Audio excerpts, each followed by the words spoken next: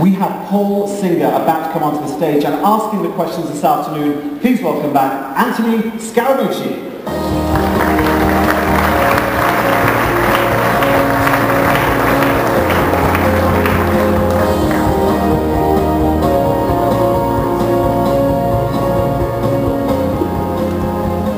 Paul and I are going to get right into it and just talking a little bit backstage about if you were here at the morning session and not at the pool, there was a lot of gloom and doom in this room. You know, Nouriel was calling for the disintegration of the euro and, you know, I felt the earth opening and all this other stuff, Paul. And so the question I have for you, you've been doing this such a long time. America has always been the land of optimism and the land of opportunity.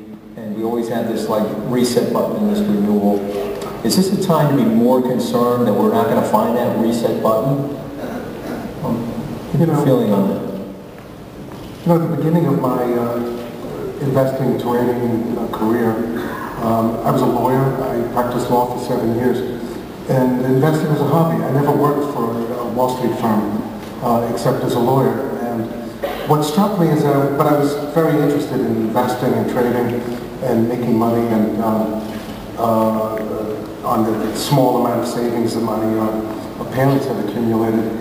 And I did a lot of reading, and one of the things that struck me was that, you know, you do this stupid little arithmetic. If you took $1,000 or $100 or whatever it was in 1827 and you compounded it 3% or 2% or whatever the number is, you get to you know, you would own the Earth, plus a couple of other planets. Not great planets, but a couple of planets. And so the question, of course, is easy to answer as to why that doesn't happen, which is that stability, financial stability, societal stability, is not something that's the norm. They change the color of the money, wars, revolutions. The army comes invading from that side or from that side, and America has actually more or less escaped that. And America has a system of government which has stood the test of time for a couple of hundred years via its constitutional process, etc. But this resilience, such as America has shown, but resilience in general, it's something that can be a quality in a person or a system, but it's not infinite. It's not something that can withstand whatever damage people, whether it's investors or leaders or practitioners or citizens, place on it. And so you think we can cheat history here, though? Sorry? Can we cheat history?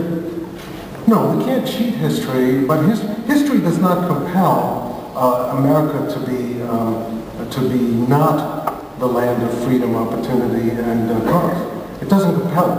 The determinists are wrong in that sense.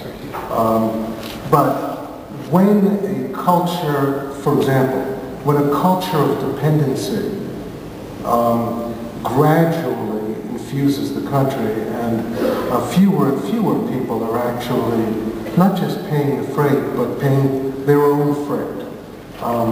It's something that it has a benefit. It has a benefit when people are in need and they receive from somebody else a benefit.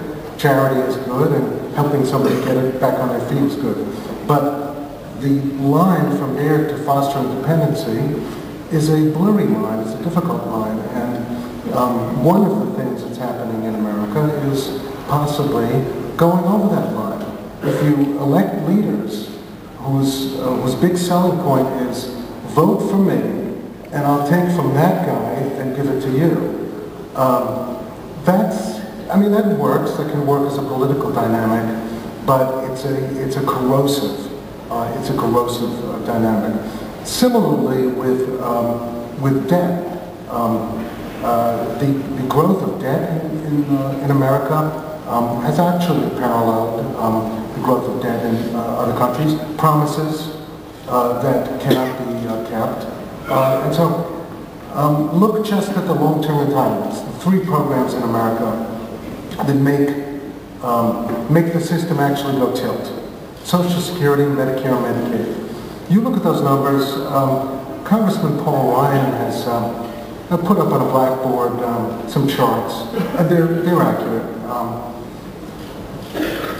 The unfunded PV, present value of those liabilities, ask some people it's $60 trillion, other people it's $70 to $100 trillion. The country, with those programs as they're written, is insolvent. And that's a tough word, insolvent. Those benefits cannot be paid regardless of the levels of taxes and the level of growth. They need to be reformed. It's not a question of taking away something that's actually yours. The question is, are those benefits real? Answer, no. Politicians that say everyone's going to get those benefits as promised, they're lying. So, getting back to the essence of your question, there are challenges to America in doing what it has done all these years, and we're at a place where if America doesn't grow and find ways to grow and find ways to create and help enable people to create useful lives for themselves and their children and grandchildren, social unrest and political change can be something that actually changes the terms and conditions of investing. Since I think anyone in this room has been born, the terms and conditions of investing, that is to say, you have savings, you put it out for a return, whether it's fixed income or stocks or treasury bonds or whatever it is. You try to make a return and you think you're going to keep most of it after inflation. And that's not necessarily what happens in the real world. And what you see in Europe, to some extent, is the starting point of what may happen in America if the terms and conditions change. So I think there's no reason to be profoundly pessimistic, but there is reason to say that unless certain fixes are made pretty soon, the long-term optimism can be shaken. Okay, so let's thread that into Elliott for a second and talk a little bit about your performance, which is nothing short of staggering. You've got a 35-year record, 14% per year compounded. You've had only 2 losing years, 1998 and 2008, but in those years you lost respectively -7 and -3%.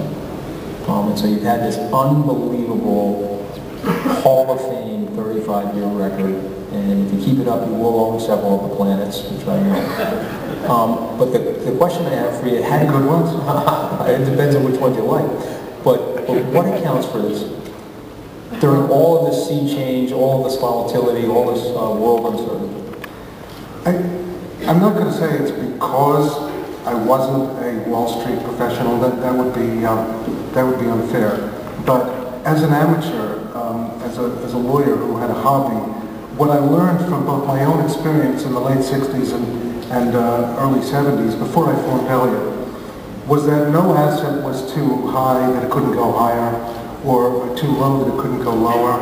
I also learned that turning points in markets were utterly impossible to gauge and to predict, and that market behavior was actually mass human behavior before it was mathematical or mathematically connected behavior. And so you can't predict when masses of humans will think X, and the moment or the day, week, month, when they think Y, or some vector change that's really very seriously different. And another thing that I learned was that invariably the greatest gurus and the greatest investors who tried to pick turning points were massively wrong every once in a while at extremely inconvenient times. And so the answer to your question is, when I formed Elliott, I was utterly determined to try not to lose money ever, if I could. Once that goal was attacked and approached, I would work very hard to try to make some money on the capital entrusted to me, but that risk management and being hedged or having a portfolio that I thought had a lot of downside protection would occur at Elliott all the time. We would never try to time turning points. We would never try to say, well, the sun is out, I'll see when the clouds come rolling in and I'll take steps. So risk controls all the time, humility, understanding that the biggest enemy, or one of the biggest enemies of long-term portfolio performance is ourselves. When we get into trouble, when we have significant losses or significant adversity, our brains go to hell. Our decision-making goes to hell. And I knew that, and I saw it, and I saw it in myself, I saw it in others, and it was a really good lesson, even though from the time I started Elliott in 1977 to the few times that lesson was dusted off and really became very, very useful. The 1987 crash, 98 was a tough environment for us. We had an especially rough time in 98, but in the 08 episode, that came in handy very much. So constant attention to risk, and what I would call, and I'm really serious about this, existential humility. When you're managing no money, and then 35 years later, you're managing 20 billion, and it grows over a period of time, it's easy, and for many people it happens, that you believe your own notices. Wow, we're so terrific, I must be so terrific. The paper says so, the client says so, whatever. That is absolute death. And so another answer to your question is always looking over your shoulder, no matter how successful, no matter how rich. What am I missing is a much more useful portfolio management question than how cool am I? Did you ever let your guard down? Over the 35 years, did you catch yourself in a moment where you were soaking it in a little? That's a really good question. I'd say yes on a micro level, meaning that you develop ways of listening to people, your portfolio managers, your analysts, and there have been times when maybe I should have listened a little more carefully. Then you get into trouble when the market changes and you're stuck and you have to dig your way out. And having a diversified portfolio, part of the thing you do managing portfolio is breaking rocks and digging yourself out of ravines. But in a broad level, the answer is no. I've never let my guard down by saying, I don't need to be hedged right now. Things look so cool. There's so much liquidity in the marketplace. You did mention in your answer the $1 million going to $20 billion in assets. A lot of people, a lot of theorists, academics say that the larger the hedge fund, the more difficult it is, the more cumbersome it is to perform. Yet you have defied that. Could you give us some insight into how you've done that? And are you worried now that you're at $20 billion? Is that going to allow the returns at Elliott to suffer? Sure. This is obviously one of the most important things on the minds of investors, investors who are invested in hedge funds or who are thinking of it, and now it's an institutional asset class, of course. But it's also one of the most important things, important questions in our minds. What you've seen in the history of hedge funds is that when you get too big, downsizing is really, really hard.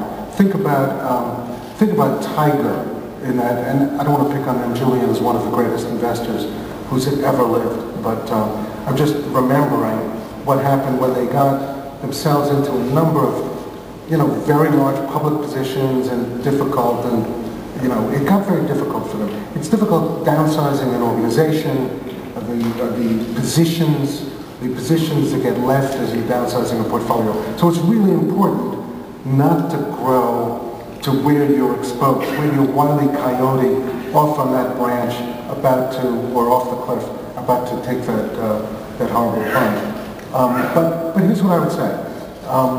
And there's a number of different ways to look at it, and I'll briefly talk about some of them.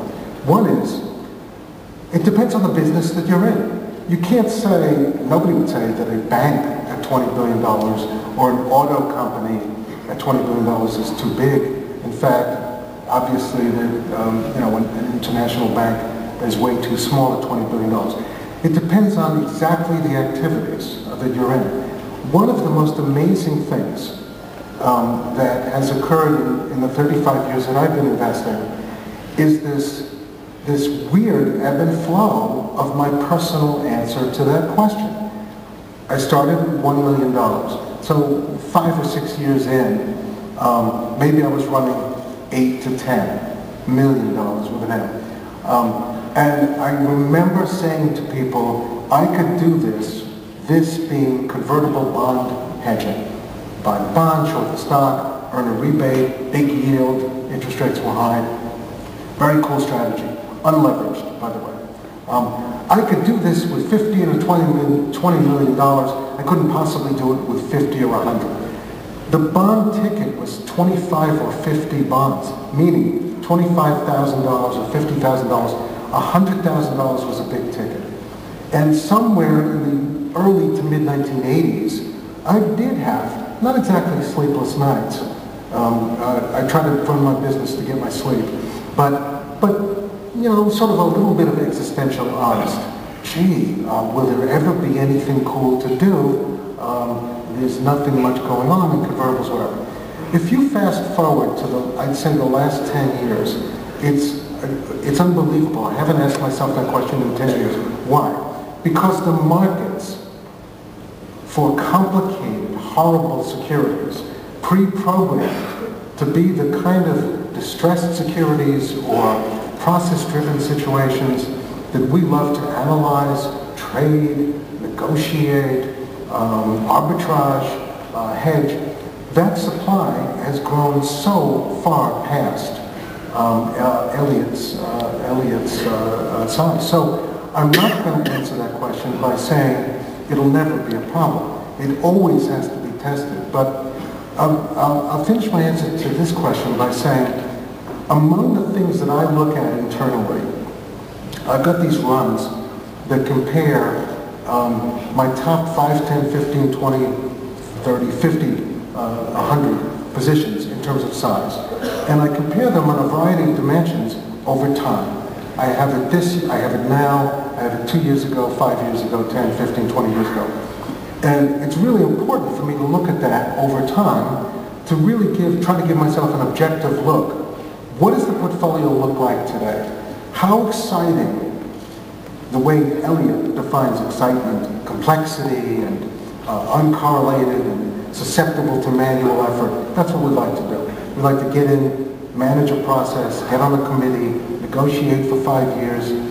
We're pretty good at it. What proportion of the top 5 positions, 10, 15, 20, have that quality compared to 2 years ago, 5 years ago, 10 years ago? I'll tell you without any equivocation that the portfolio as it stands now compares favorably with any portfolio I've ever had. I'm not going to tell you it's the best portfolio we've ever had, but I will tell you that size and growth, up to and including now, has been an unalloyed positive. So as investors, and there are a lot of investors in this room, are evaluating hedge fund strategies. And by the way, multi-strategy is very, very useful because we have a number of different outlets for our 120 professionals in different strategies. But as you're evaluating strategies and particular managers, you have to look at exactly what they're doing and the sort of the runway that's available or potentially available in what they're doing. I've never had to return capital, and I would be happy to return capital if I thought that the rate of return that was possible in Elliott was not acceptable. And I just want to say one more thing about this, because it's important to talk about 2007 and 2009. So in 2007, at the beginning of 2007, I had been managing money for 30 years. And of course, had I been sitting at a venue like this in January, we would have said something like, and I don't remember the number, but it was probably something like $7 billion or something like that. Maybe 10, sorry for not remembering, but it was a lot less than we had now. And I would have said, look, we're managing $1 million, we're managing $7 billion, and I would have said things very similar to what I'm saying now about size.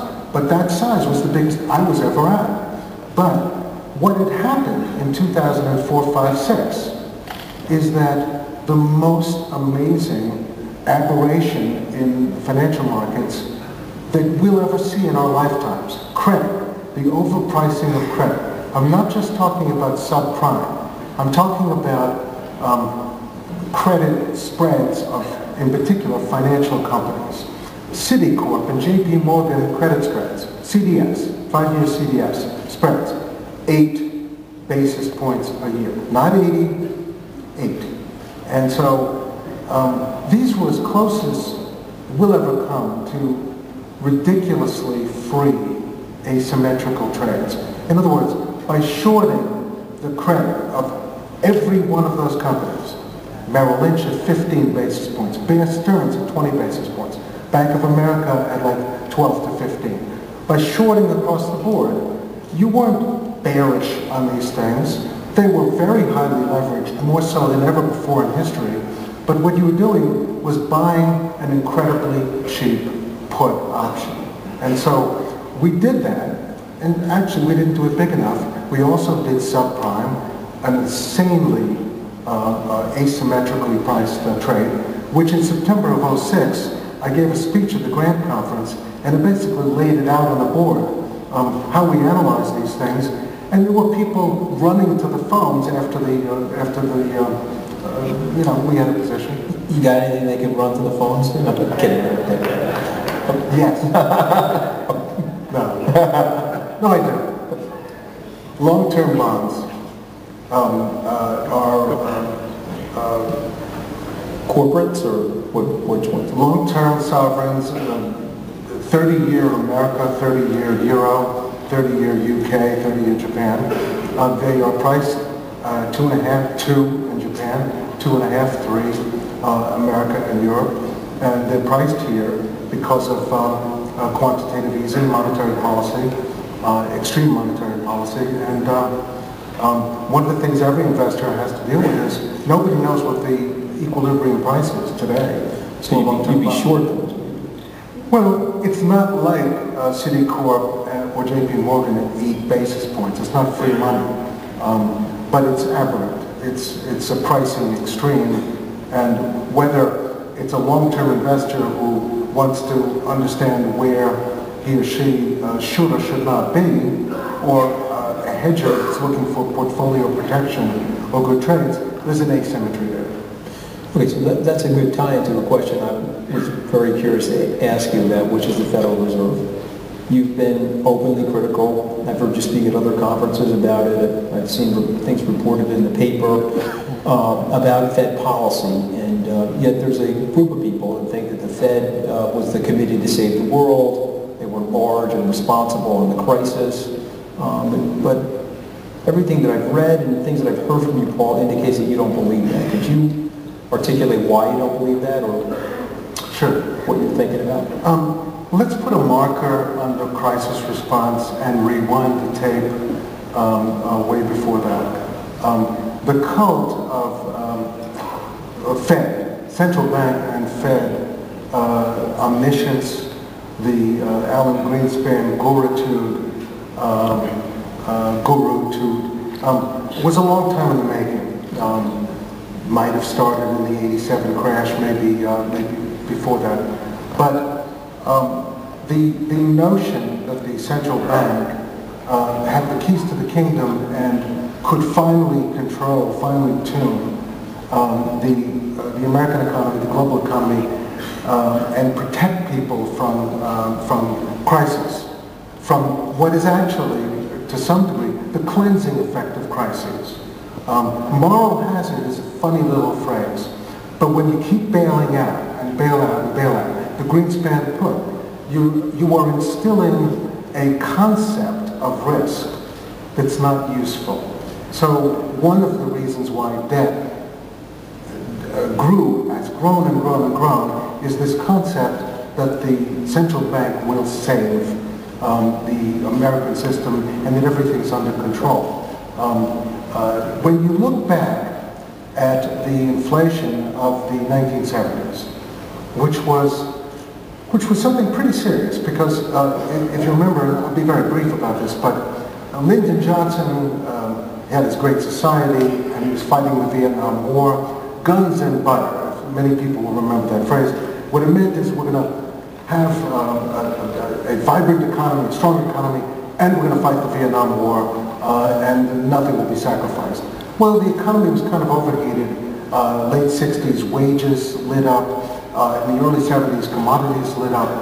And a pretty persistent and self-reinforcing wage price spiral started getting underway. And it was sort of mid to upper single digits.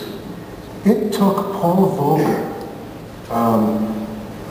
several years and 20% short-term interest rates to squeeze the neck of that inflation and get it out of the system. People don't realize that. So fast forward a little bit to the dot-com bubble, which was the first bubble that the government, the Fed, didn't lean against.